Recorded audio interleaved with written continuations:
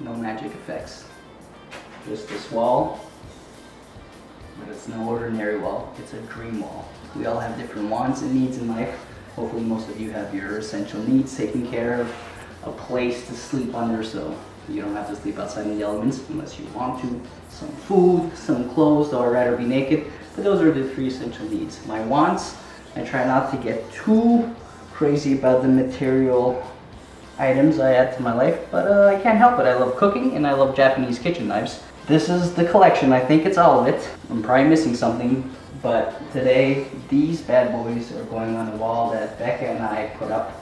And I call this my dream wall because, well, I never get to have more than maybe 6 or 7 knives out. Hopefully most of these are going there. I also have this awesome magnetic oak knife stand block from Pilotair Bear, a designer I think in Sweden. Got this from Sharp Knife Shop in Ontario. So I will have some blades here too, but now let's get going and see what this looks like. These bars have been stuck to the wall with 3M tape. Fantastic trick that Adam from Knifeware in Edmonton told me about. I don't have to drill into the new wall. No gyps plugs because those cost us $5 for each gyps plug in the last apartment, and that was over $100 worth of, I guess, damage that they had to repair. So this is fantastic. And just make sure they're pressing up against the wall. They've had the whole night to kind of adhere to the wall. Now, yeah, let's see what we got going.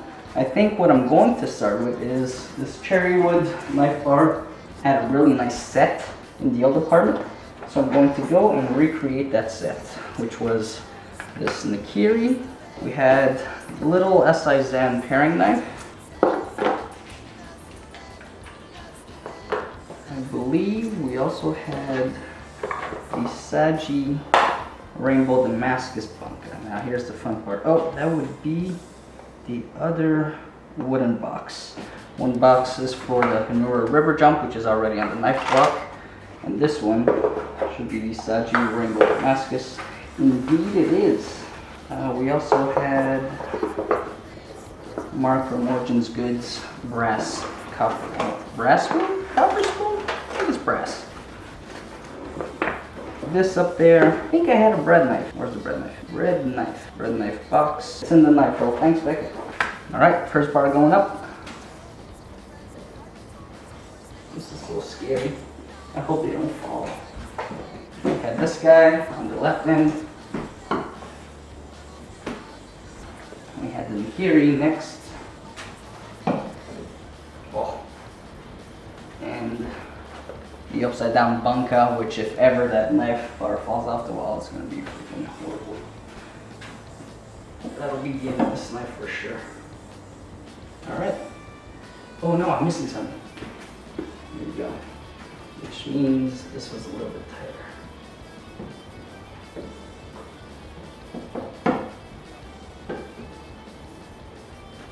Here's bar number 1. I think what I wanted to do is I wanted to put some of the knives that I don't use as often. They're more specialty knives. So here we have the first ever Kotetsu 270mm Yanagiba, which Shibata-san made. I picked this up from the man himself in Japan in December 2018, SRS 13. This thing is amazing. But of course, being Yanagiba, not being a sushi chef, we're not using sushi, not having sushi too often. It doesn't get too much use. So that should probably go up there. Sturdy. Really unnerving putting these knives up. Next, I think I'll put the tank. Not so much that I consider it a specialty knife as much as it's a knife with clearly a different shape. This is from Tinker Tank. Tinker Knives. It is a tank. And I think it might look good right next to the Kotetsu Yanagiba. Oh, that's a big old knife. Okay, knives are still up. That's good. I'm nervous as all hell. Next, I think I want to put the Deba. Where's the Saji Deba? Saji Deba. This one is made out of Jinsan steel. Oh, I'm so short. Deba's on, and you know what? I just remembered this. I've always had an issue with this Deba in terms of how it sticks to the wall. It seems to slide. I got no idea why. Please just stay there for the rest of my life. Next, it might be time for a Takeda Honosuke. One of my favorite knives. I'll be using it later today as I break down some chickens. Look at this handle. So this one, every knife has a story because that's just how it is. This one is the Caribou Frankie knife because I had got the sweet job when I moved to Alberta as a Caribou maternity pen coordinator for the South Selkirks in BC. And to reward myself, because that's what we do when we want new knives, look for reasons. I got this custom handle made by a man in Ottawa called Chris Wademark. Unfortunately, he's retired. He makes some of the best custom handles I've ever seen, and it is dyed box elder. I believe the spacing is bog oak. Okay, that's looking good. So many more knives though. What do we put next? This box, I'm going to remove the newspaper fastener, but essentially I had my Heito from Takeda, so that doesn't need to go up. And here we have the Fujiwara Maboroshi Santoku, white steel number 1, I believe. Come on. Oh no, I think this might be Becca's nakiri, yeah. It was heavier than I thought. So this is Becca's head turning nakiri. Everyone always goes crazy when they see this, so not what I said it was. This is a Denka no Heito nakiri.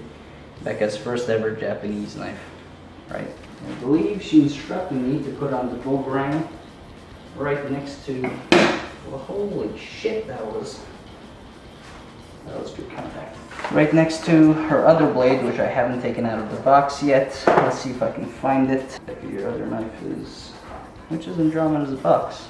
It's a Shibata box. Where's the Shibata box? What does this box say? This was Caribou Frankie's Honosuke. So that's up there. This here is SI Zan, which is the first ever fine Japanese kitchen knife I got. Where's that one? So many knives. Where's SI Zan?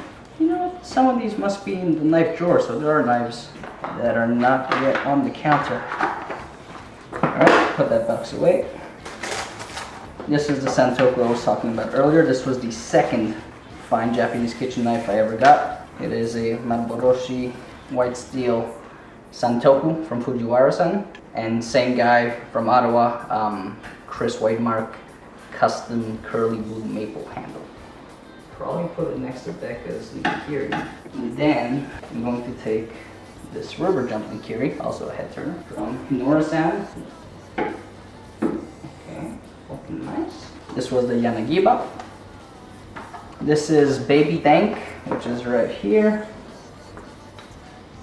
Lacquered Baby Dank. This was the knife I was supposed to pick up in March 2020. I was going to go to a trip with my mom, go do a little knife forging demo with Fujiwara-san and Gaku-san, but instead he just shipped it to me because I couldn't make it, and that is going to be put right here.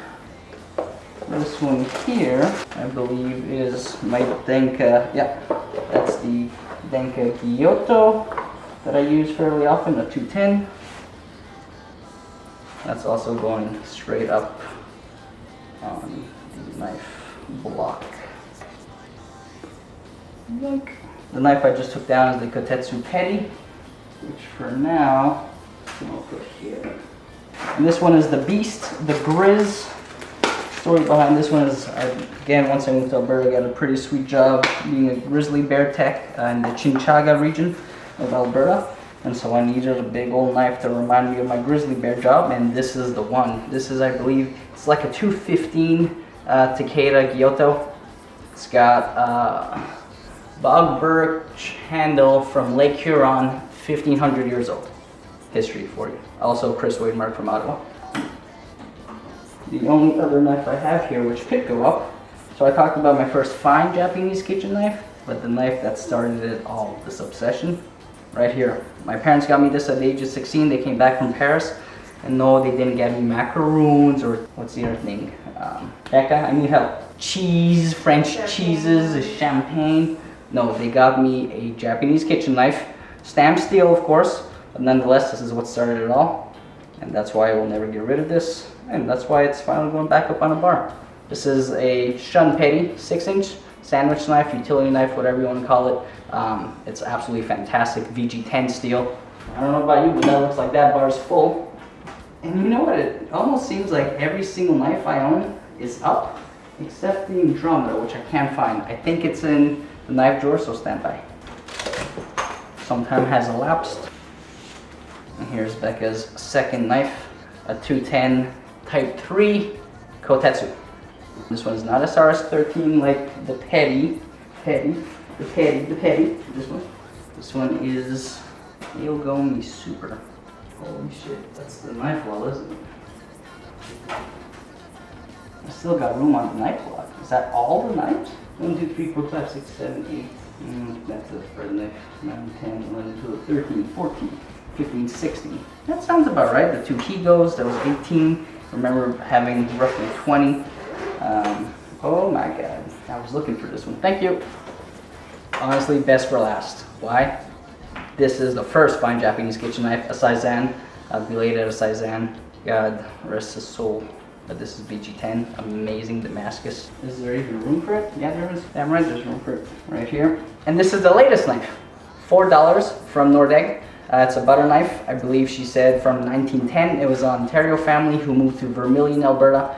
She bought the whole house, or I guess the furnishings of that house when the owner sold the house, and for $4 I figured I'd restore this. So not all great knives have to be Japanese kitchen knives. This one's gonna get restored and it's gonna be the best goddamn spreader wheel. So it looks like everything's full, so if I were to buy a knife, I'd be in trouble. That being said, doesn't mean I can't put some knives away. Finally have my dream knife wall. It's looking pretty, good. So nice. But yeah, there's probably another knife on its way still. Stand by. See you later.